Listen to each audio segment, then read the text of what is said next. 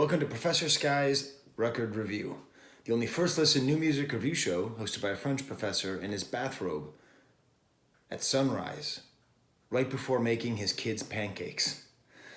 So I don't usually record my episodes like this, in this state of excitement, but literally this morning at 7 o'clock, it's Sunday morning, okay, closed on Sunday, open on Sunday, and I'm in bed, and I wake up at 7 o'clock, and I want to go back to bed, and I want to sleep until 10, but I'm there, and I'm next to my wife, and I'm cozy, and I'm cuddly, and I'm happy, and it struck me like a lightning bolt, like Saul of Tarsus. I understand Kanye. I understand Kanye of the last 5 years. It's all about his father. More. It's all about fatherhood. And I once I understood this, once I understood Jesus, Trump, musical change, all of it, it's all about fatherhood. It all just fell into place like when you're waiting in Tetris for that block to fall in to knock out the four things. That's what it was like. So the light is not the best. I don't always look great in my Fight Club bathrobe. I'm actually drinking coffee, which I never do. My kids gave me, my daughter gave me this. I'm a unicorn, therefore I'm awesome. But I have to get it out because I'm this excited. So let's talk about it, okay? In my previous video where I talked about Jesus as King, which is upcoming, I got really interested in this interview with Zane Lowe. It's a 2-hour interview, and I believe it is the Rosetta Stone. It is the way to understand where Kanye is right now and understand a lot, because he's very candid, and he lets a lot of things out that I don't necessarily think he'd ever let out before. So I want to talk about that. I want to talk about this issue. Also, this is not a review of Jesus as King. Okay, 2-word review. It's awesome. More on that later. I'll probably do that later in the week. But for now, let's just focus on this concept of how is everything that Kanye is doing a reaction to becoming a father. This Christ phase is entirely about this. And I think what's interesting is to think of it more about the difficulty of coming to terms with being a father than it is just the traditional, oh, somebody's going crazy and finding Jesus. Kanye doesn't need Jesus to go crazy. He has lots of different reasons to go crazy, and he has. So I really want to just hone in on this. Now, first of all, for an egomaniac who only thinks about himself, which is how Kanye depicts himself, which is how we think of him, he's amazingly concerned with issues of family. I mean, very early on, a lot of his albums are about brothers and brotherhood. In particular, of course, the song Big Brother, all about Jay-Z. And it seems as though he's constantly searching for approval, particularly from male figures, which we'll get into later. But it's a fascinating idea, right? That this guy who's all about himself and doesn't care sings and raps so much about brothers. I would say that once his mother dies, that's what begins the mother phase. With 808 and Heartbreak, then on, he wilds out, he loses his mind. There's been lots of great video essays and articles, and he puts it all in his music, that he just lost his mind when his mother died, getting elective surgery, and he just spun out, okay? And I think, a lot of the richness of that time is due to this, like the artistic fertility of that time, the sort of that decade that followed the death of his mother, is this reaction and trying to figure out who he is as self. Because if there's one thing Kanye is more than anything, is he's a transparent person who allows you into his psychology. I'd say he does that more than anybody. But you just have to get over the fact that one of his characteristics is that he thinks too highly of himself. Like once you get over that, then the richness unfolds for you. I would say that the mother phase ends with the song Only One. So his daughter is born, and he releases this song, and it's a song all about his dead mother singing a lullaby to his kids. It's a sad song. It's with Paul McCartney. It's well written. It's beautiful. I used to play it with my kids. I used to not be able to listen to it without crying. Like truly, it's an amazing song. But I think this is the end of this phase. And I would say this phase is really concerned with issues of angels. Like his mother's always referred to as an angel. There's a video game he was going to make all about his mother up in heaven. And it's this weird sort of distanced idolizing of somebody who he lost, somebody who he still depicts as a real person, but really it's almost childish, his ridiculous idealization of his mother as this angel who he has to protect and whose memory he has to protect. But you see, once you become a father, and I'm Kanye's age, and I'm a father, it sort of, in Martin Sheen's words from Apocalypse Now, it really puts the zap on your brain. Okay, it really, fatherhood really messes you up, especially if you're thinking a lot, if you got a big motor going in your head and you're thinking about right and wrong and good and bad. It's amazing because you immediately, once you become a father, you're put in the middle of a drama. Like, you become that person that your kids think of as dad. And like, that's a really weird feeling. And just once you realize that when these human beings say dad, they talk about you just don't think about it too much because it's so much responsibility. And then all of a sudden you start thinking about your own father. And you start, well, either you can just say that he's the devil and he failed you in this way, that way, and that way, which is certainly true for basically all fathers everywhere. Or you can come to accept him and accept his flaws. And I think if you look at Pablo, Life of Pablo on, that's really where Kanye seems to be. And we're in the middle of this phase right here with Christ as King. It's not about Jesus. I'm going to talk about it later, but Kanye doesn't really know scripture or gospel. I mean, there's the song where he talks about Chick-fil-A, and it's like, I actually think that you could say that most of his scripture reading comes from the bottom of a Chick-fil-A cup, and I'm not insulting him. I'll get into that more later. I think he's a mystic, not really an official Christian, but I'll get into that in my next video. Look forward to that one. If we look at the song Father Stretch My Hands off of the album Life of Pablo, it's great because, Life of Pablo itself is really about, it says on the cover which one. Is he going to be like Pablo Escobar or Pablo Picasso? And I think what he's really trying to come to terms with is he going to be this sex-crazed, not really drug crazed, but like sex-crazed egomaniac who mistreats people and just like does everything that he wants, permanently, the 3-year-old child who's just running around and getting what he wants? Or is he going to give in to this other side of him that's more family related? I mean, why does he rap so much about his family? A lot of rappers are married. Do they really rap about their wives and kids? Basically never. That's part of the reason that makes Kanye so great. This amazing egomaniac actually lets you into his family life and how he's thinking. So if we look at Father Stretch My Hands and we read the lyrics, we put it in the context. The second part of Father Stretch My Hands is the weird sampling from the track Panda by Designer. And it's all about robbing liquor stores and credit card fraud and all this kind of stuff. And it doesn't really fit in. And then the first part, he makes it clear. He makes it clear in his texts right away. In the morning, wake up in the morning, miss you bad. Sorry I ain't called you back. The same problem my father had. All his time, all he had. In what he dreamed, all his cash, market crashed, hurt him bad. People got divorced for that. Drop some stacks, pops is good. Mama passed in Hollywood. If you ask, lost my soul. So he makes reference to supporting his father's efforts to have some kind of like Christian organization in the South. And then his mama passed and he lost his soul. So could it be that if he's describing losing his soul in 2007, that very clearly, right now, a decade later, he's talking about getting it back? He lost it with the loss of his mother, and he's trying to get it back with the addition of his father, the regaining of his father.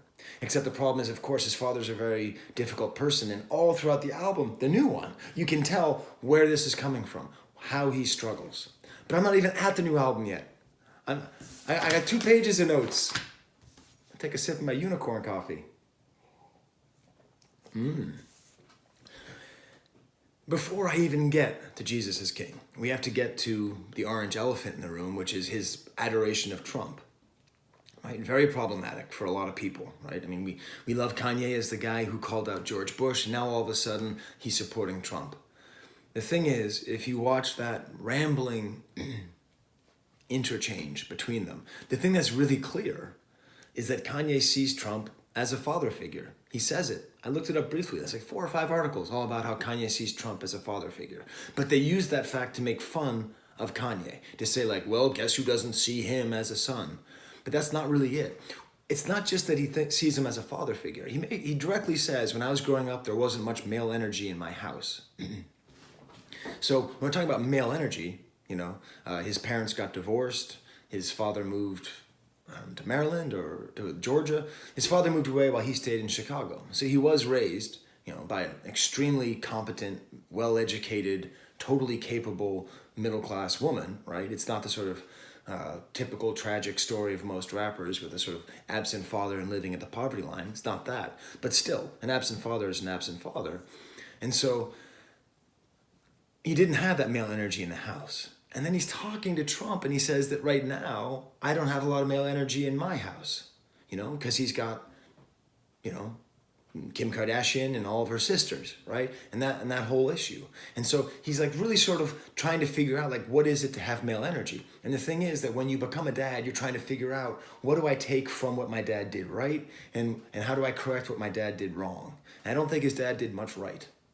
So he's basically starting with a blank slate. I think whatever positive attributes he sees on his father, he's projecting onto him. And we'll get into that soon. So I think that's what leads to, when you study the way that Kanye talks about fatherhood, he has a very gendered, archaic view of fatherhood, to put it condescendingly. He talks always about protecting his daughters and about teaching his sons, right? So very much, I predict that his daughters will be well-versed in feminist theory and be super mad at their dad for the way that he talks about them just being things to be protected. But whatever, this is not a video essay about gender and Kanye. This is a dude waiting to make pancakes. I make them from scratch now, by the way. Bisquick really doesn't matter that much. It's like Bisquick doesn't save you that much time. You should make it from scratch. That's what I do to be a better father. Because my father never made me pancakes. So, after we address Trump, we're now ready to get to Jesus as King and the Zane Lowe interview. And the thing is, Zane Lowe, again, you have to watch this. If you're a human being on planet Earth, you have to watch the Kanye Zane Lowe interview. It's one of the most revelatory things you will ever see. It really is. It's beautiful. It's a beautifully done thing. Kanye makes reference to his two heroes. So if you asked me, okay, somebody who studies Kanye a lot, and you said, okay, Skye, who would Kanye say are his two living heroes? Okay, I'd be like, I don't know, maybe Jay-Z. Maybe he'd say something like some weird fashion designer guy, or maybe just go off with like some weird, like artist who we've never even really heard of. But what he says is that his two heroes are, and this is the way he says it, my father and way, way, way, way, way, way, way down. Way down here is Bernard Arnault, the director of Louis Vuitton Moet Hennessy. So I was right about the fashion guy. So first of all, let's talk about this fashion guy thing, because this is actually really revelatory as well. Bernard Arnault is an old Frenchman. He's an old French businessman, okay? Now, he has seen the brand Louis Vuitton Moet Hennessy, and he's built it up, and he is a very impressive hyper rich guy, entrepreneur. Allegedly, according to Kanye, he discovered Marc Jacobs. I don't know if that's true. I have a friend who works at Marc Jacobs. I'll ask her. But what's amazing is that his collaborator, Virgil, got tapped by Bernard Arnault to work for Louis Vuitton Moet Hennessy. And so, legitimately, a direct father figure, hero of Kanye, directly rejected him in favor of someone else, in favor of one of these kind of brother figures in his life. So, it's amazing. We're talking about Kanye, a guy who wrote the song, I Am a God, because he got dissed at Fashion Week, okay? This is not some game for Kanye. This is a really serious thing. And here he is, this father figure, Bernard Arnault, letting him down. So I would say that he's constantly trying to find father figures to please. Because when you don't get that kind of approval from your own father, you're done. You spend the rest of your life trying to get that approval from other people. That's what drives so many people. To get super personal, my grandfather died when my father was very young, a couple months old. And it's pretty likely that much of my father's drive, which sometimes borders on mania, comes from the desire to please a father that was never there. I have problems with my own father being absent and very withholding with praise, perhaps for that other reason. And maybe part of the reason I'm doing this video and trying to get 1,000 likes talking about Kanye is searching for that very same approval. This is a very real human problem. And the thing is that you can just say, I don't like Kanye. I don't like his opinions. I don't like how he likes Trump. I don't like how he's sexist. I don't like how he... Okay, go ahead and say it. But you're missing out on the most important stuff that's going on. Pablo Picasso was an asshole. There's no doubt about that. Okay? Jonathan Richman wrote a song about it. But he showed us something, and it's being showed to us right here. And it's amazing, because this is the other thing. I'm still not even done. 15 minutes in, I've still not even really talked about Jesus as king, about how this is all tied in to father issues with Kanye. I mean, the sun is really rising now. It's beautiful. The clouds are out. There's an airplane overhead. Beautiful day here. The coffee's good. In the interview with Zane Lowe, he talks about what I will call the original sin. And he brings it up in other interviews as well. He says how his father left out an issue of Playboy when he was 5 years old.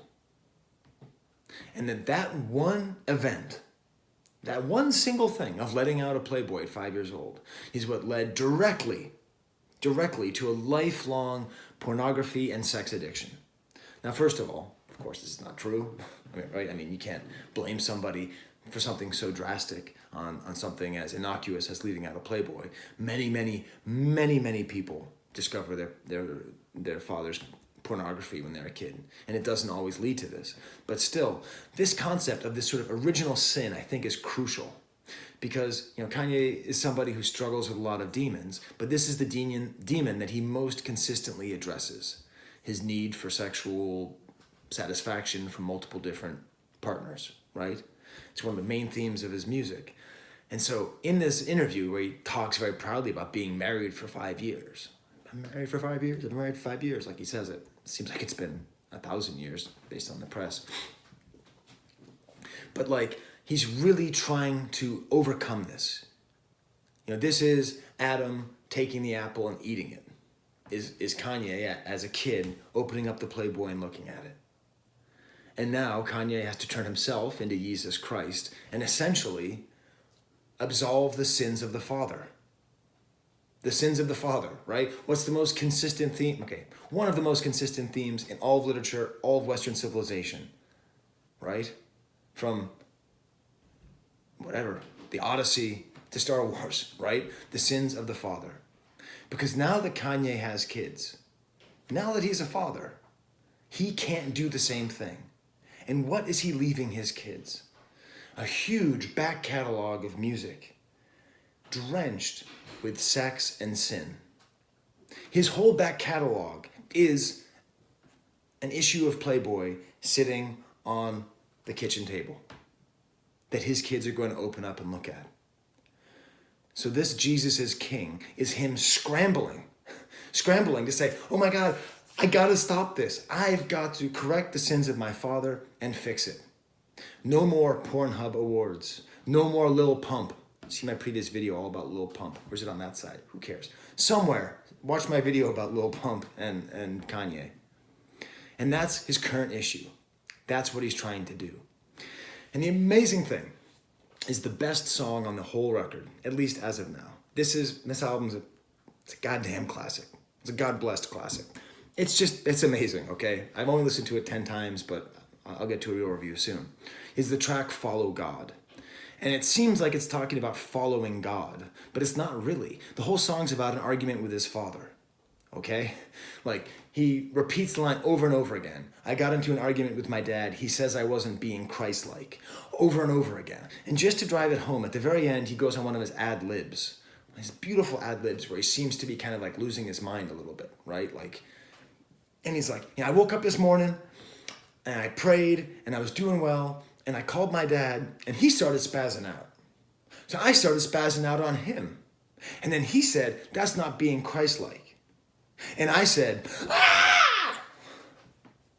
Okay, that's the monster scream Okay, the scream from the track Monster, the scream from the track I Am a God, the Kanye scream, a very specific kind of scream that is one of the ways that he expresses himself, which just means it's beyond being able to be said.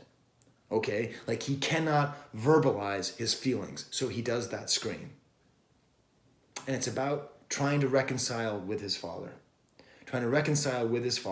who is a very, very flawed Christian, by becoming,